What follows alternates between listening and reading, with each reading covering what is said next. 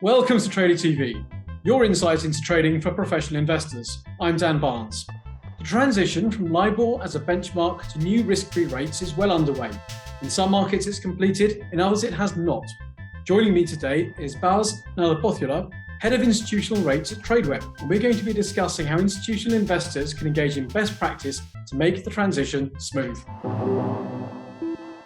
Bhas, welcome to the show. Thanks, Dan. Great to be here.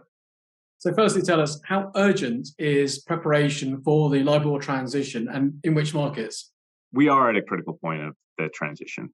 Just to set the table on where we are across the different currencies, in Swiss and yen, we're effectively complete. We've seen the clearinghouses convert the existing Swiss and yen LIBOR positions into their new risk-free rates. So far, the feedback on that has been very positive. We have the sterling LIBOR transition at the CCPs on the weekend of December 18th. And the major market, the largest of all, dollar LIBOR market, will be transitioning into a world of no new LIBOR risk by the end of this year. This has obviously been a year where a lot of investment has been focused on the LIBOR transition. Market participants have had to do a lot of technology work, systems work.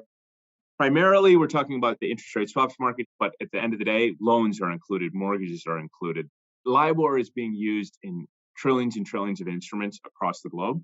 And that's what makes this switch so complex. Got it. So what are the hazards then in making the switch? The hazards are around just ensuring that systems are ready for it, ensuring that they can handle the payments, which are slightly different because with the new risk-free rates, they're compounded as opposed to having a payment that's just set at the beginning. So ensuring that your systems can handle that, ensuring that you have the pricing sources to capture market data for these new risk-free rates. These are all things that clients have had to get ready to prepare for the switch. Very good. And are there best practices in moving positions to get the best outcomes for investors and clients? There's really two ways to approach kind of the transition from a LIBOR index to a risk-free rate, passive and active. So the passive transition that we just saw recently with Swiss and yen is you can allow the clearinghouse to convert your position. You can rely on his fallbacks to convert your existing position from one index to the other. That has some benefits in the sense that you don't have to actually, change anything, but you need to ensure that your systems can handle the newly booked trades. Whereas what we've recommended is the active transition. So with an active transition, the client actually decides which trades in their legacy book they want to move into the new indices. In some instances, every position 1-to-1. In some cases, they'll take a bulk set of positions and convert that into a new set of smaller positions that reflect the same risk against the new index. So the clients get full control over how those new positions are structured.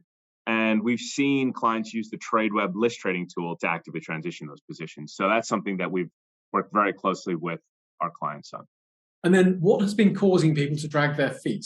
In terms of priorities, we've got a new COVID variant, we've got inflation, we've got central bank policy, figuring out where that's headed. That's obviously going to take a lot of focus from investors. But what we see generally in these types of transitions that are regulatory driven or kind of market structure changes is that clients tend to get things done at the last moment. They wait on things like liquidity to improve.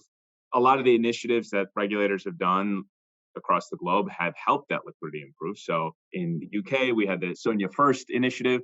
In the US market, we've had the SOFR First initiative. Now that those kind of hurdles are out of the way, I think it's just getting down to doing that transition. And then finally, is there a call to action for those firms that are still engaging in the process?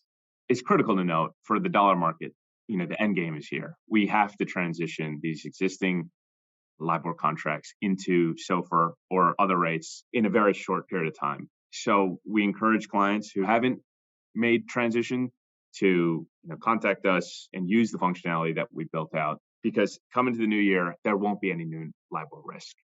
US regulators have made that very clear, and US dollar LIBOR will be the only market still trading. So we want to ensure that clients are prepared for that. Bhas, thank you so much for your time. Thanks, Dan. Really appreciate being here. I'd like to thank Bhas for his insights today, and of course you for watching. To catch up on our other shows or to subscribe to our newsletter, go to tradertv.net.